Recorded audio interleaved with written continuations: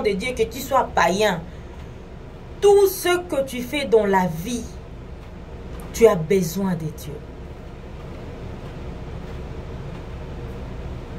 Tu as besoin de l'aide de Dieu. Il a dit, je te montrerai de grandes choses, de choses que tu ne connais pas. Qu'est-ce que tu connais?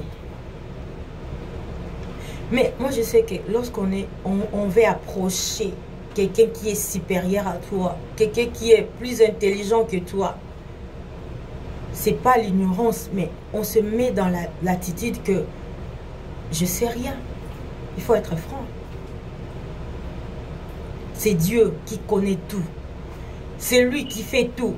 Mais lorsque moi, je vais m'approcher de lui, avec toute humilité, Seigneur, je ne sais rien. Je ne sais pas parler. Je ne sais pas prier. Tu as besoin de lui dire. Pour qu'il puisse t'aider, tu as besoin de lui dire. Vous voulez que Dieu vous aide à bien prier. Appelle-lui. Vous voulez que Dieu vous aide à bien parler. Appelle-lui. Je te montrerai. Il a dit, je te montrerai, de choses cachées que tu ne connais pas. Je te montrerai des grandes choses, de choses que tu ne connais pas, des choses cachées. La Bible dit, ce qu'il a caché au roi, ce qu'il a caché au roi, au grand, au puissant, il est venu. Il les a révélés, aux fils, aux enfants. Qui est enfant? C'est toi et moi. C'est toi et moi qui sommes enfants.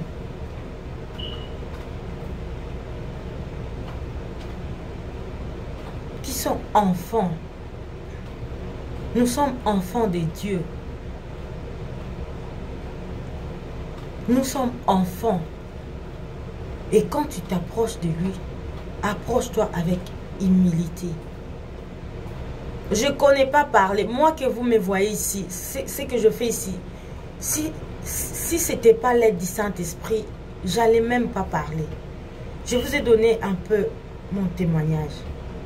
Je ne pourrais pas parler avec des gens que je vis pour la première fois. Je ne pourrais pas. J'étais pas trop timide, mais trop fière. Et tu vois comme si la vie est égale à toi-même. Non, la vie n'est pas égale à moi-même. La vie, c'est être bien, à une bonne relation avec toi-même. Une bonne relation avec toi-même, avec Dieu, les uns les autres. Ça, c'est ça la vie. Tu vas vivre en paix. Tu vas vivre en paix avec tous. La Bible dit, recherchez la paix et la sanctification, sans laquelle personne ne verra Dieu. Tu veux voir Dieu, tu dois être en paix avec toi-même. Tu veux voir Dieu, quand tu lui invoques, tu veux lui voir, il faut que tu sois d'abord en paix avec toi-même.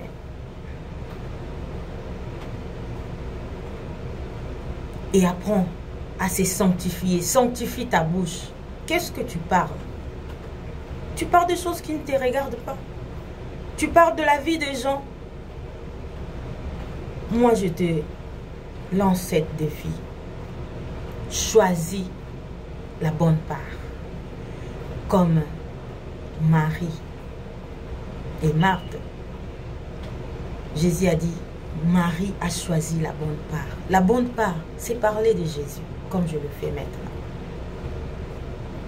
Par l'aide de son Esprit Saint, il m'aide à parler ce qui est essentiel.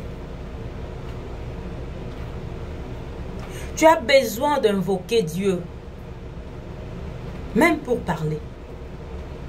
Tout ce que tu vas faire dans la vie, tu as besoin de Dieu qui t'aide. Que tu sois riche, que tu sois pauvre, que tu sois, tu as besoin de l'aide de Dieu dans ta vie. Et quand il lance cette parole, c'est parce qu'il veut t'aider. C'est parce qu'il veut venir à ton secours. C'est pour cela qu'il lance ces paroles. Call me. Invoque-moi. Invoque-moi. Dieu a dit. Quand tu as besoin de lui invoquer, entre dans ta maison. Va dans ta chambre. Ferme ma clé. Invoque-lui. Il est là. Et la Bible dit la voile a été déchirée. Il n'y a pas le moment où les gens vont aller seulement dans des temples. On dit que là, c'est là où la présence de Dieu vient. À chaque moment où vous voulez prier, il faut aller là-bas. Non, on n'est plus dans ces moments-là. Ça, c'est déjà passé. Lorsque Jésus-Christ est venu, il a ôté la condamnation. La voile a été déchirée pour dire que l'accès est libre maintenant. Tu dois entrer, je ne sais pas, dans ta voiture. Tu peux t'arrêter quelque place. Tu stationnes, tu pries, tu cherches Dieu. Dans ton travail, lorsqu'il n'y a pas assez de travail, tu es libre. Le temps de prendre ton téléphone, tu peux chercher Dieu 5-10 minutes chaque jour dans le coin où tu te trouves. Parce que l'accès est libre. Si Dieu appelle-nous que nous puissions lui invoquer, il veut entendre la voix d'une personne. Je suis venu parler à une personne, pas au nombre.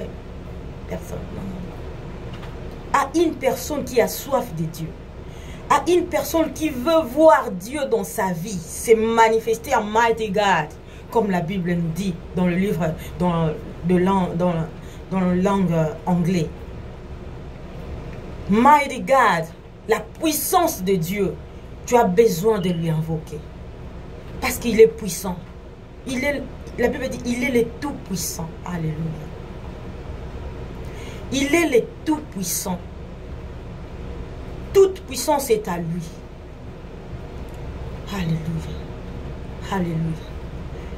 Alléluia. Nous avons besoin de Dieu. Nous avons besoin de Dieu dans notre vie.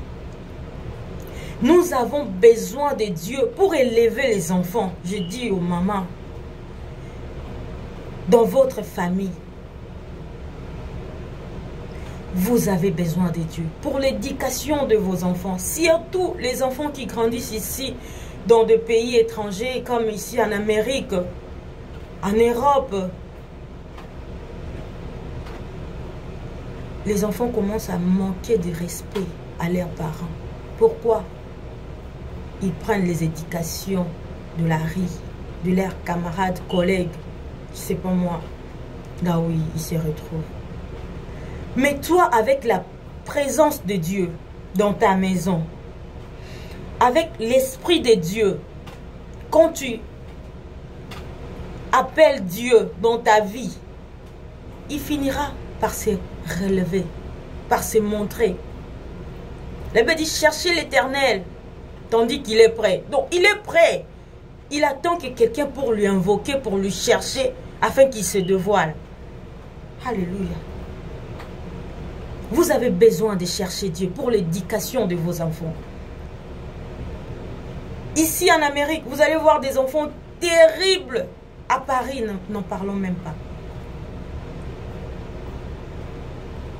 En Afrique, partout dans le monde, aujourd'hui, l'éducation des enfants, des jeunes filles, jeunes garçons, je ne sais pas comment le dire, mais que Dieu nous aide pour que il restaure des familles. Il restaure les éducations qui est bafouée, qui est anéantie. Qu'est-ce que tu vas dire à un enfant qui a sa voiture, qui a son salaire de plus de 1000 $ par semaine ou par mois, je ne sais pas comment, dans d'autres pays? Qu'est-ce que tu vas lui dire? Parce qu'il se sent prêt à tout. Or, ce n'est pas l'argent, mon frère. Ce n'est pas l'argent, ma sœur, qui fait l'homme. Mais c'est la présence de Dieu en toi qui va te faire dominer sur toutes choses. Tu peux dominer sur l'argent avec Dieu. Tu vois que tu as l'argent, l'esprit te dit, allez, va dans la boîte, dans des boîtes, va boire l'alcool, ou va faire n'importe quoi. Mais l'esprit de Dieu en toi te donne la supériorité de dominer sur l'argent que tu touches. Parce que l'esprit de Dieu nous rend supérieurs. Tu vois que tu pourras dominer l'argent. Et quand tu domines l'argent, tu domines toutes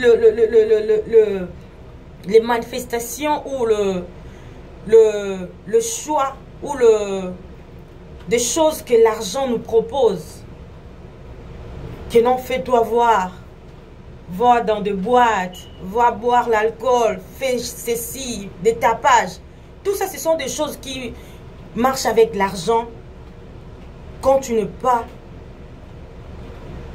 pas la présence de Dieu en toi ou l'esprit de Dieu qui te donne la domination sur les œuvres de la chair. Mais quand tu as l'esprit de Dieu, t'aidera à dominer sur tout le mouvement là qui viendront te dire que non, il faut faire quelque chose parce que pour que les gens te voient. Mais l'Esprit de Dieu te donnera la maîtrise, la paix et l'humilité. Tu as besoin de Dieu. Voilà pourquoi je te dis, tu as besoin de Dieu. Pendant que l'Esprit vient te dire, tu vois pas que tu te fais belle, il faut sortir, il faut aller chercher, il faut. Mais l'Esprit de Dieu te dira, tu te fais belle pour la gloire de Dieu. Tu te fais belle pour la gloire de Dieu, pour Dieu. Tu as besoin d'aller à l'église, écouter la parole de Dieu. Comme maintenant les églises sont fermées, il te dira, tu as besoin de parler de Jésus. Il te dira, tu as besoin, même la photo que tu postes sur YouTube, Instagram, Facebook, WhatsApp, il te montrera quoi faire qui va plaire à Dieu. Tu as besoin de Dieu. Tu as besoin de Dieu dans ta vie. Tu sais que l'humilité n'est pas de ce monde. Tout.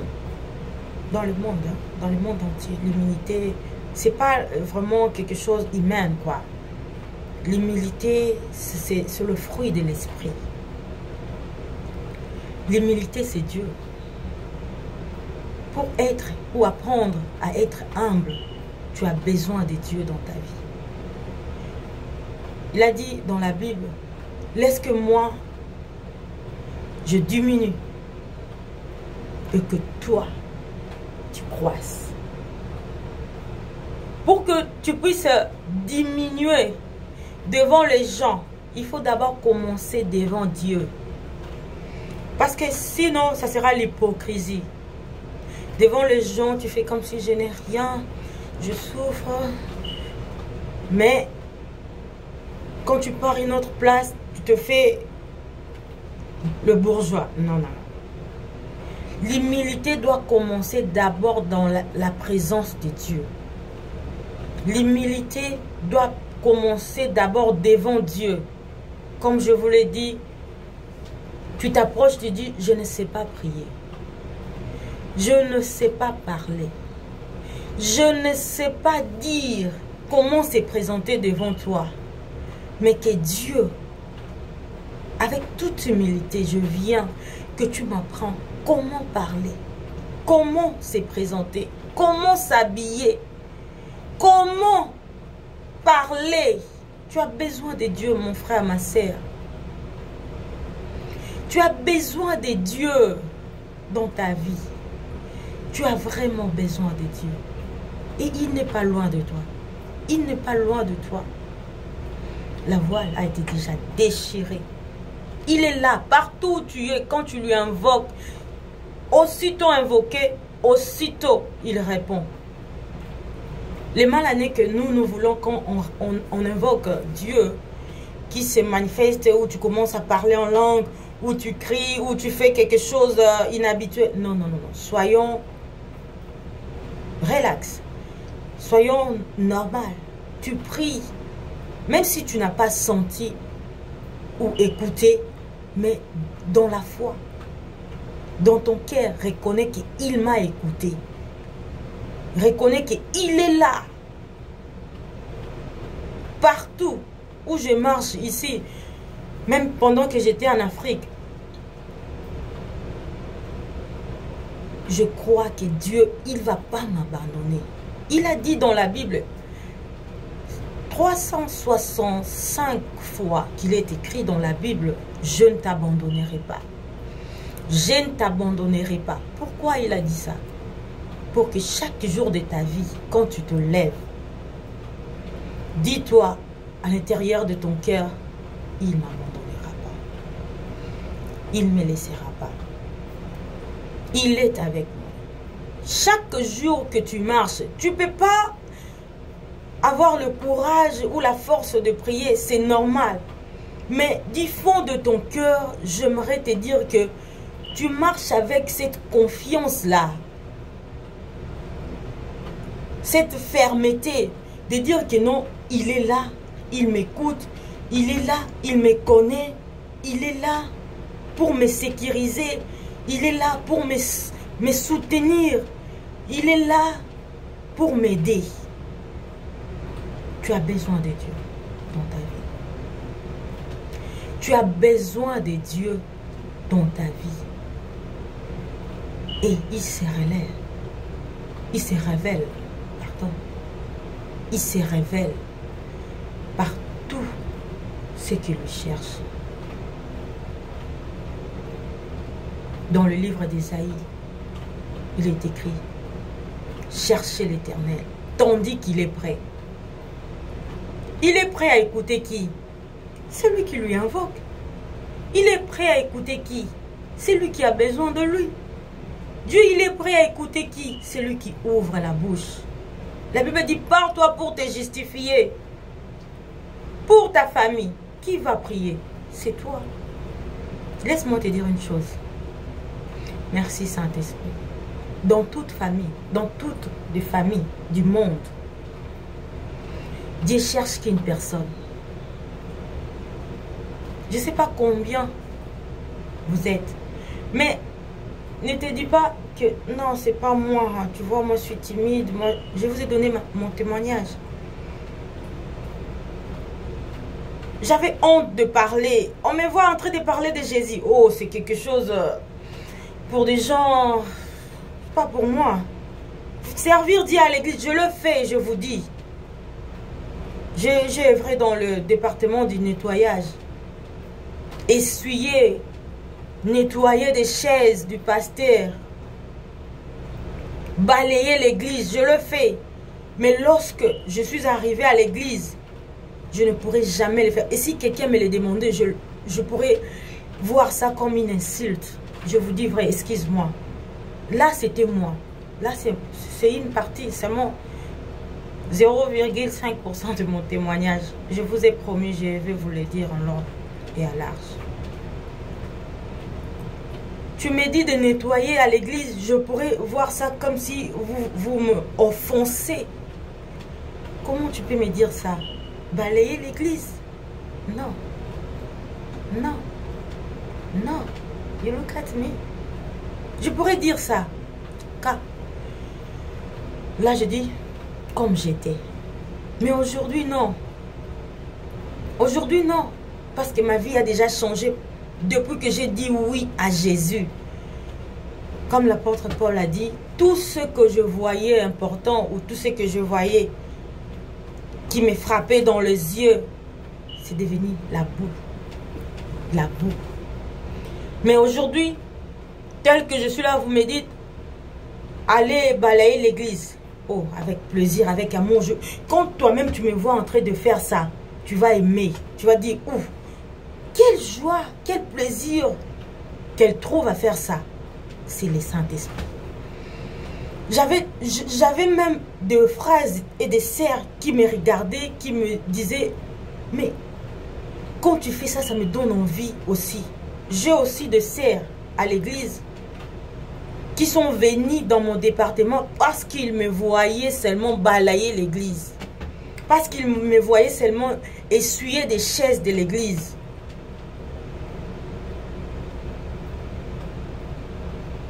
De sœurs, ils ont intégré le département du nettoyage à l'église Silo-Rigini. Parce qu'ils me voyaient faire, oh, comment tu peux être bien présenté? Parce que Dieu m'a fait grâce d'être bien. Comment tu peux bien te présenter et faire ça pour Dieu? Moi j'ai dit, Dieu est la plus importante dans ma vie. God is that. All is all that matters in my life. La plus importante, c'est pas ce que je suis ou ce que j'ai, mais la plus importante dans ma vie, c'est Dieu. C'est lui qui est la plus importante de ma vie. La plus importante de ma vie, c'est Dieu. Et j'aimerais t'inviter aussi à faire cet engagement de venir à Dieu. Il est là, il t'attend. Si tu n'as pas reçu Jésus, accepte-le comme Seigneur et Sauveur dans ta vie.